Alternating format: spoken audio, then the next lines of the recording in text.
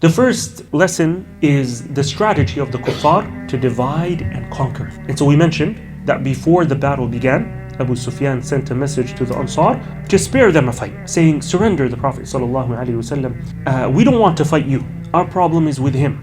But what he was really trying to do was to split the Muslims, divide them, and then eat them one by one. That was the strategy.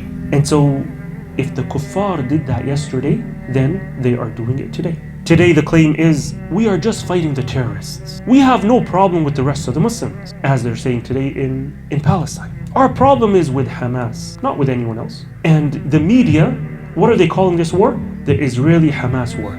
It's not the Israeli-Hamas war. It is the Israeli-Palestinian war. They're killing Palestinians. But they don't want to portray it that way. They want it to make it seem as if our problem is only with this group of us, with this group among you. We have no problem with the rest of you. That is what they say. But once the so-called terrorists are defeated, then they will move on to the next group. Wherever they find Muslims interfering with their new world order and resisting to submit to it, they will come after them. And so this shows us the importance of staying united and not allowing the enemy to divide us. And so in times like this, even if we have whatever disputes we have with our fellow Muslims, even if we don't see eye to eye on a lot of issues, we have to rally behind them. And there are so many examples in history that show us. Shaykh al-Islam Ibn Taymiyyah, who was a staunch opponent of the Asha'ira and refuted them until he was even tortured by them. He was thrown in prison by them. When the enemy forces